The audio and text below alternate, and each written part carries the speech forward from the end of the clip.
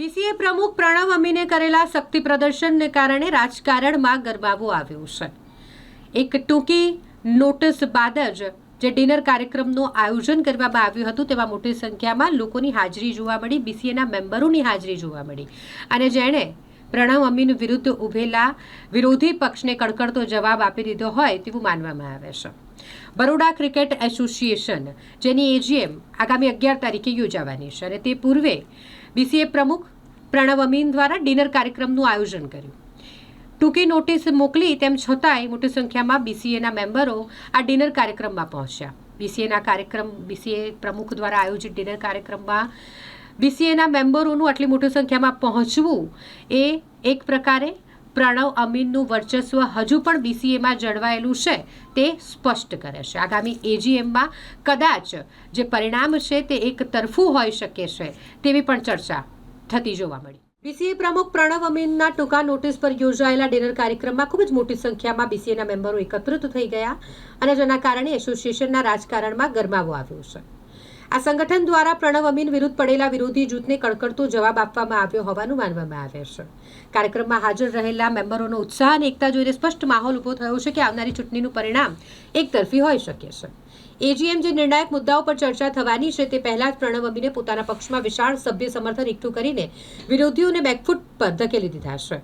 Cricket વર્તુળોમાં ચર્ચા છે કે પ્રણવ અમીનના આ શક્તિ પ્રદર્શને બીસીએની આગામી રાજકીય લડાઈની દિશા સ્પષ્ટ કરી દીધી છે. ના, તો બહુ ખુશીની વાત છે. અમારું છે ને આખું એજન્ડા જે છે બીસીએમાં, હું મારી ટીમ અમે પોઝિટિવિટી પર કામ કર્યું છે અને જે અમારા જે સપોર્ટર્સ છે એ ઓલવેઝ ખુશ છે. અમે બધું શેર કરીએ છીએ, બધું ટ્રાન્સપેરન્ટ છે. અમારા ગ્રુપમાં જે છે, પહેલાં જે અમારા ગ્રુપમાં નહોતા અમારી સાથે આવી ગયા છે. એટલે બધાને ખાલી પ્રોગ્રેસ કરવા કે બતાવવા કે શું થઈ રહ્યું છે બીસીએમાં. હમણાં એજીએમ આવવાની છે, કેમ એજીએમ છે, એના મુદ્દા શું છે અને બહાર બી વાત શું ચાલે છે, એ બધું ક્લેરિફાય કરવું હતું. અને શોર્ટ નોટિસ પર ખાસા લોકો આવ્યા છે, so it is very positive. જો ભાઈ આમ વેરી ક્લિયર કે અમે જે બી કામ કર્યું છે એકદમ 100% ઇન્ટેગ્રિટીથી કર્યું છે. ઇન્ટેન્શન બધું એકદમ ક્લિયર છે અને એકદમ દિલથી નોટ જસ્ટ મેં આખા ટીમે જે કામ કર્યું છે બહુ સારું કામ કર્યું છે. આપણું વર્લ્ડ ક્લાસ સ્ટેડિયમ થયું છે, મેચેસ આવી છે.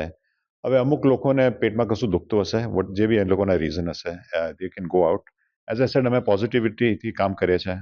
We have always વેલકમ્ડ any feedback જે બી જોઈએ.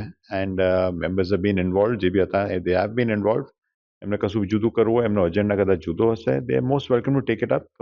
પણ અમે પોઝિટિવિટી બધા સાથે કામ કર્યું છે. આઈ થિંક અમે ફોર્ચ્યુનેટ છે કે અમારું group they have always supported us અને we have been very open. ટ્રાન્સપેરન્સીથી કામ કરીએ છીએ, જે બી કરવાનું છે બધાને ખબર છે, પ્રોગ્રેસ જોઈએ છે બધા. એટલે there is no hidden agenda, એવું કશું છે નહીં. એન્ડ આઈ ઓલવેઝ વેલકમ જેને બી અમારી સાથે કામ કરવું હોય, જે ગ્રુપ સાથે, we are most welcome to બધા સાથે કામ કરીએ. So it's always a good sign. I think main message છે કે આ પ્રોગ્રેસ હેઝ ટુ કન્ટિન્યુ. આપણું ખાસું બીસીએમાં સારી વસ્તુઓ થઈ છે. સ્ટેડિયમ બાંધ્યું છે, ક્રિકેટિંગ એક્ટિવિટીઝ, ઇમ્પ્રુવમેન્ટની છે હજુ એરિયાઝ ડેફિનેટલી. પણ કશું બી કરો તમારી જિંદગીમાં, ઇમ્પ્રુવમેન્ટ ઓલવેઝ થઈ શકે. મારું ખાલી મેમ્બર્સને એ જ કહીશ કે આ પોઝિટિવ રહે, આ ટીમને સપોર્ટ કર્યા કરે, એટલે પ્રોગ્રેસ ચાલુ કરે. કે પ્રોગ્રેસ ડિસ્ટર્બ થશે ને તો પછી આખું જુદી બાજુ જશે. એમાં કશું ચિંતાની નથી. આપણું બીસીસીઆઈમાં be we are one of the most reputed organisations, associations. આપણી માટે જે સ્ટેડિયમ આપણે બાંધ્યું છે, ધ ઇન્ફ્રાસ્ટ્રક્ચર, આપણી cricketing quality, but BCA is well known. Financial structures, everyone is very happy with that.